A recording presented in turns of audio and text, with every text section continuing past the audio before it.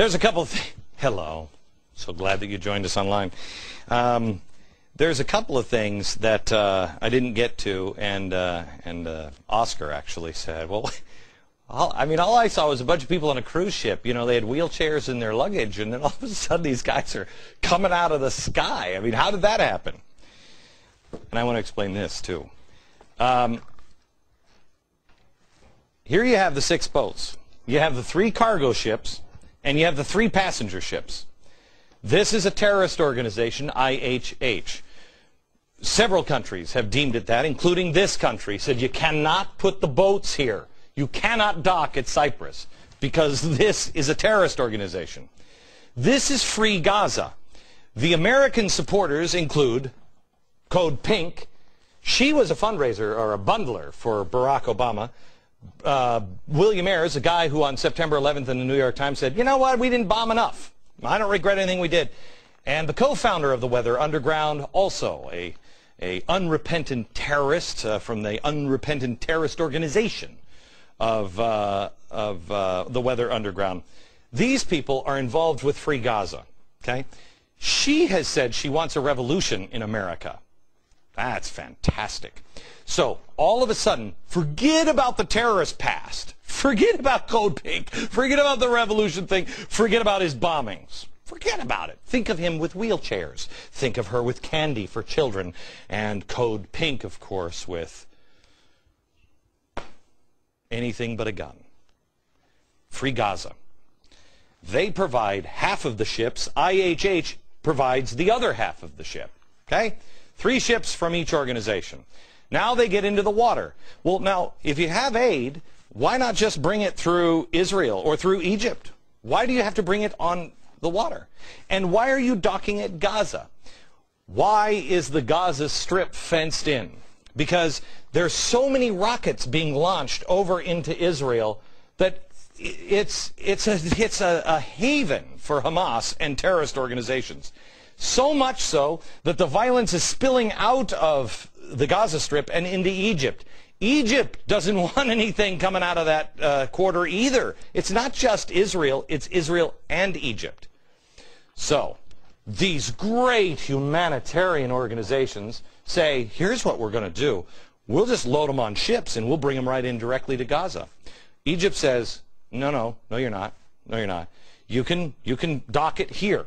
You come over here, right next to Gaza. We'll take the crates off and open up, and they're all wheelchairs. Great. You can bring them on into Gaza. But we need to look. Why? Because it's a Hamas nightmare. It's a hornet's nest. Imagine if we were, let's use New York.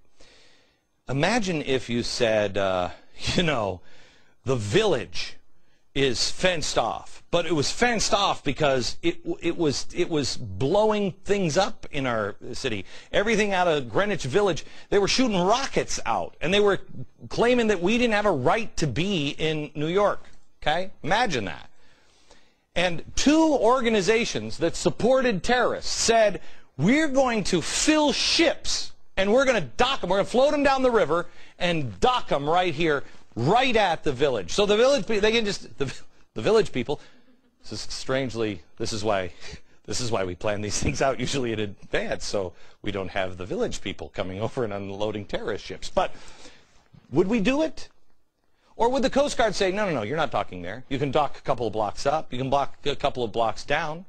Especially if the Red Cross had access.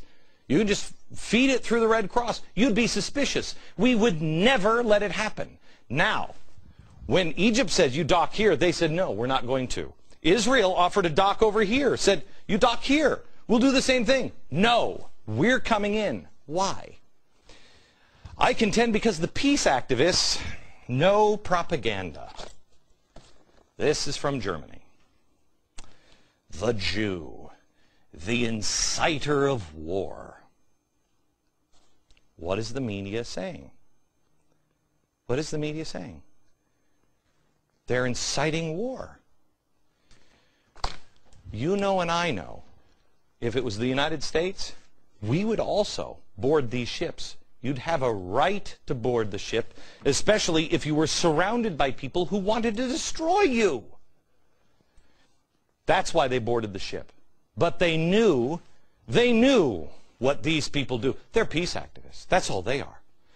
Code Pink, they just love the troops. That's all they do. They just love the troops.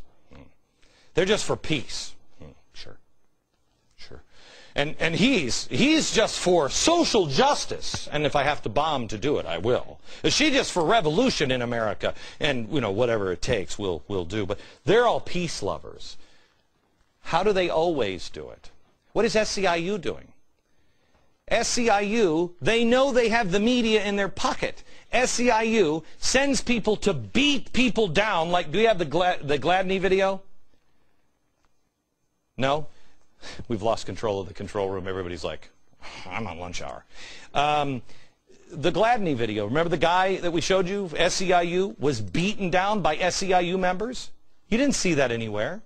And it was, they still said, we have the video on tape of them beating a black man, calling him the N-word, and still somehow or another, the Tea Party members were the problem. They know they have control of the press. They know how to spin it. It's what they do. So they were waiting for the IDF to come. And quite frankly, I think they were disappointed that the IDF didn't come in with guns a-blazing. They came with paint guns. They were disappointed. But they don't care. The facts don't matter in America anymore. The facts don't matter to the rest of the world. There's a reason this is going on, and I don't know exactly what it is, but I have a feeling it's something to do with the new world order, the new global governance, not to be confused with government, the new global governance, and settling some old scores, because we are on the eve of profound global change. You just have to ask, whose story do you believe? What feels like the truth? When I was a kid, Israel was like us.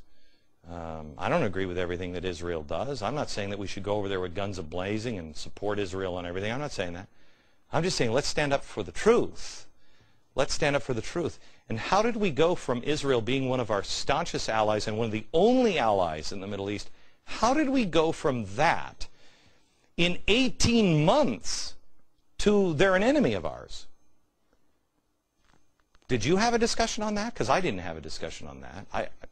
I haven't heard that. I haven't seen that slow transition. All of a sudden, they're an enemy. And there is no jihadists. There are no Muslim extremists. There is no such thing as terror. This is from the DOJ. And the usual suspects are involved again. I mean, you're going to have to decide, America. You're going to have to decide.